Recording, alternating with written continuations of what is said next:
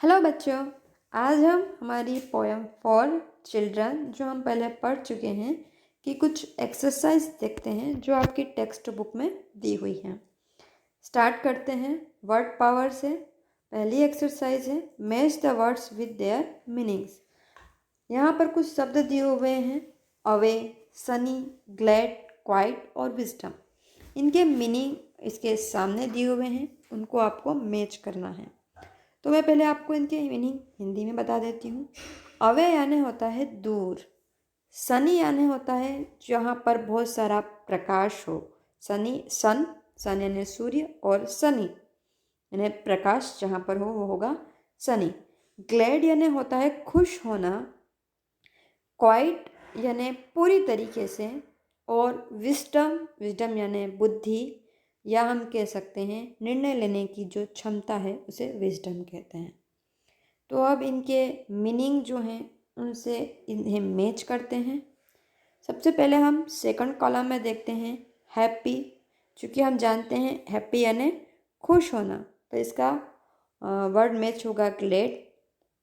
The ability to make sensible decision लेने की जो क्षमता है, तो इसका मैच वर्ड होगा wisdom. To a different place यानी किसी दूर स्थान पर, दूसरे स्थान पर, तो इसका मीनिंग हो सकता है away. With a lot of bright light, जहाँ पर बहुत सारा प्रकाश हो, चमकीला प्रकाश, तो उसे हम कह सकते हैं सनी। कंप्लीटली यानी पूरी तरीके से, तो हम कह सकते हैं क्वाइट।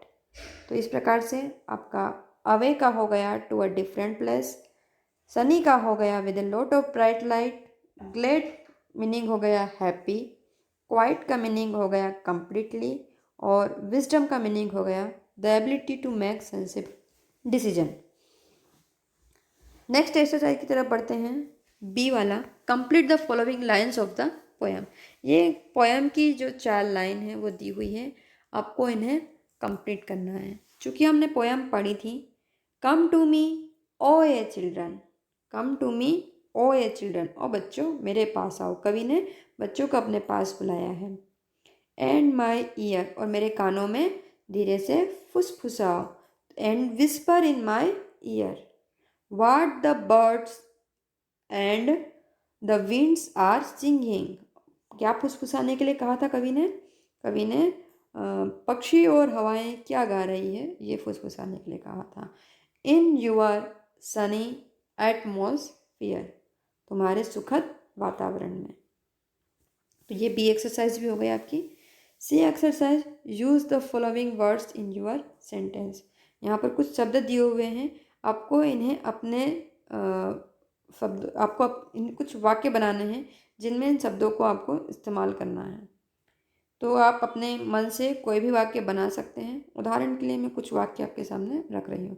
वेनिश यानी हमने बताया था डिसअपियर यानी गायब हो जाना, तो इसके लिए वाक्य बन सकता है all my troubles will vanish away, मेरी सारे ट्रबल्स जो है वो दूर भाग गए या गायब हो गए।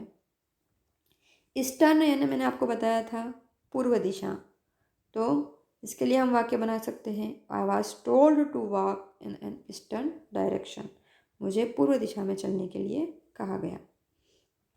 सनशाइन यानी होता है सूरज की चमक, तो I love the warm sunshine, मुझे सूरज की चमक प्यारी है।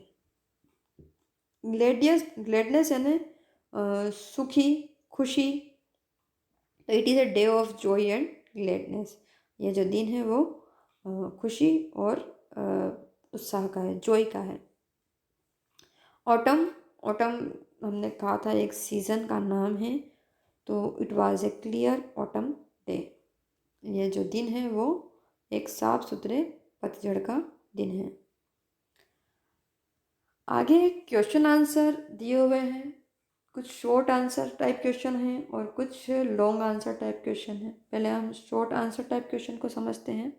Question 1, what happens when the poet looks at the children playing.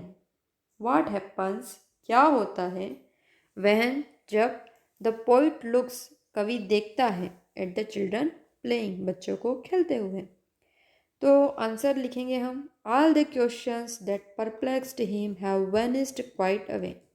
जब कवि बच्चों को खेलते हुए देखता है तो उसके जो सारे प्रश्न हैं जो उसे परप्लेक्स करते हैं या उसे कंफ्यूज करते हैं वो वैनिश हो जाते हैं, गायब हो जाते हैं, दूर भाग जाते हैं।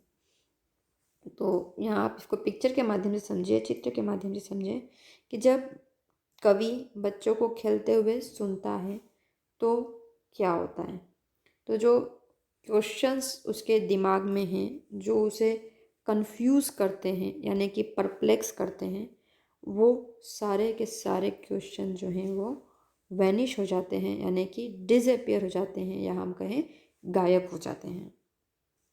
नेक्स्ट क्वेश्चन है where do the windows open, खिड़कियाँ कहाँ खुलती हैं। बच्चों ये प्रश्न बहुत ही आईएमपी है, 2 मार्क्स का एग्ज़ाम में पूछा जाता है, अधिकतर बार पूछा गया प्रश्न है ये। Where do the windows open, खिड़कियाँ कहाँ खुलती हैं। तो the windows open in the east, खिड़कियाँ जो है वो पूर्व दिशा में खुलती हैं। इन द ईस्ट, पूर्व दिशा में। खिड़कियाँ कहाँ खुलती है, खिड़कियाँ पूर्व दिशा में खुलती हैं। विंडो यानी खिड़कियाँ पूर्व दिशा जहाँ पर सूर्य उदय होता है। The sun rises in the east, सूर्य कहाँ उदय होता है, सूर्य पूर्व दिशा में उदय होता है और उसी दिशा में खिड़कियाँ खुलती हैं। What lies in the heart of the children, next प्रश्न है, ये भी प्रश्न आईएमपी है बच्चों। इस प्रश्न में पूछा गया है what lies in the heart of the children, बच्चों के हृदय में क्या है। तो जैसा कि हमने पोएम में पढ़ा था, the birds and sunshine lies in the heart of children. कवि जब अपने हृदय की तुलना बच्चों के हृदय से करता है तब वह उस स्टेंजा में बताता है कि बच्चों के हृदय में बर्ड्स एंड सनशाइन है यानी कि पक्षी और सूरज की चमक बच्चों के हृदय में रहती है। तो बच्चों के हृदय में क्या है, बच्चों के हृदय में बर्ड्स एंड सनशाइन है। बर्ड्स यानी पक्षी और सनशाइन यानी सूरज की चमक।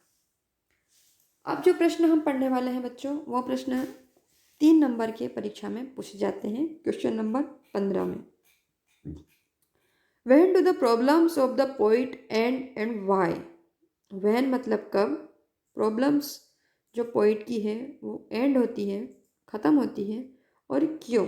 दो प्रश्न पूछे हुए हैं इसमें कि बच्चों की पोइट की जो समस्याएं हैं वो कब ख़त्म होती है और क्यों ख़त्म होती है। तो पहले प्रश्न का उत्तर है कि the problems of the poet and, कवि की समस्या ख़त्म होती है when he hears children at play. कब ख़त्म होती है, जब वो बच्चों को खेलते हुए सुनता है। कब ख़त्म होती है, जब वो बच्चों को खेलते हुए सुनता है। एंड वाई, और क्यों, because children's hearts are pure, they are care free, they are selfless. बच्चों का हृदय जो है वो बहुत ही प्योर होता है, शुद्ध होता है, वो केयर फ्री होते हैं, उन्हें किसी बात की चिंता नहीं होती है और वो सेल्फलेस होते हैं, वो स्वार्थी नहीं होते हैं, निस्वार्थ होते हैं।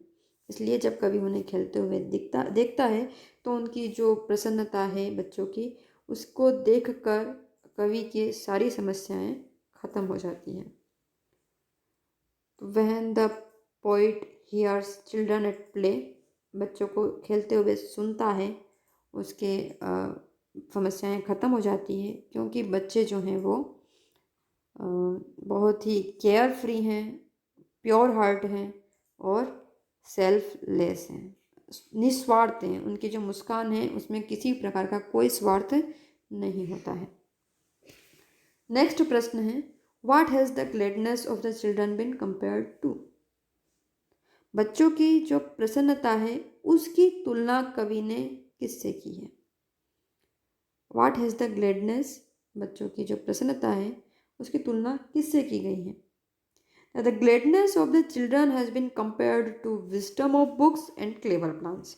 कवि ने बच्चों की प्रसन्नता की तुलना, कंपेयर करना मतलब तुलना करना, तुलना किससे की है, किताबों के ज्ञान से और चतुर योजनाओं से, क्लेवर प्लान्स, चतुर योजनाओं से कवि ने बच्चों के प्रसन्नता की तुलना की है। दो the gladness of the children compared to, बच्चों की प्रसन्नता की तुलना किससे की गई है? बच्चों की प्रसन्नता की तुलना विजडम ऑफ बुक्स से यानी किताबों के ज्ञान से और क्लेवर प्लान से, जो चतुर योजनाएं हमारे दिमाग में आती है उनसे बच्चों की प्रसन्नता की तुलना कवि ने की है। नेक्स्ट प्रश्न है, how does the poet compared his heart with that of children? कवि अपने हृदय की तुलना बच्चों के हृदय से कैसे करता है? मतलब वो क्या बताता है कि बच्चों के हृदय में क्या है और मेरे हृदय में क्या है? तो आंसर इस प्रकार से है, in the heart of children, मतलब बच्चों के हृदय में there is bird and sunshine. जैसा कि हमने पहले भी पढ़ा कि बच्चों के हृदय में बर्ड्स एंड सनशाइन है, and thoughts flow as river, और विचार जो हैं वो नदियों की तरह बहते हैं। While in the heart of poet, जबकि कवि के हृदय में, कवि के हृदय में क्या है? कवि के हृदय में there is a wind of autumn, पतझड़ की हवा है, and the first fall of the snow, और बर्फ की प्रथम बर्फबारी है। मतलब प्रथम बार जो बर्फ गिरती है जो बहुत ही कष्ट देती है, उस प्रकार का कवि के हृदय में मौसम है, पतझड़ की हवा है और फर्स्ट फॉल ऑफ स्नो है। जबकि बच्चों के हृदय में बर्ड्स एंड सनशाइन है और उनके विचारों में नदियाँ बहती हैं। तो कवि की तुलना करता है बच्चों के हृदय से अपने हृदय की, और बताता है कि बच्चों के हृदय में बर्ड्स एंड सनशाइन है, उनके विचारों में नदियाँ बह रही हैं, जबकि उसके स्वयं के हृदय में पतझड़ की हवा है और फर्स्ट फॉल ऑफ स्नो है, मतलब बर्फ की प्रथम बर्फबारी। तो इस प्रकार से कवि अपने हृदय की तुलना बच्चों के हृदय से करते हैं। एक और प्रश्न हम देखते हैं जो कि क्वेश्चन नंबर 14 में एग्जाम में पूछा जाता है। क्वेश्चन नंबर 14 में एक एक्सटेंट दिया होता है जो किसी भी कविता की 4 पंक्तियां हो सकती हैं। आपको वहाँ पर पेपर में देखकर ये पहचानना होता है कि वो 4 लाइन कौन सी पोयम की हैं, और फिर सारे प्रश्नों के उत्तर देने होते हैं। ये 3 नंबर का प्रश्न होता है। तो उसका एक एग्जाम्पल मैंने इस पोयम से लिया है। Read the extent carefully and answer the question given below. ये जो एक्सटेंट है इसको आप सावधानीपूर्वक पढ़िए और फिर नीचे लिखे प्रश्नों के उत्तर दीजिए। तो 4 लाइन जो ली है वो इस प्रकार है, in your hearts the birds and sunshine, in your thoughts the brooklets flow, but in mind is the wind of autumn and the first fall of the snow. अब इस 4 पंक्तियों को पढ़कर हमें ये पहचानना होगा कि ये कौन सी पोयम से ली गई है।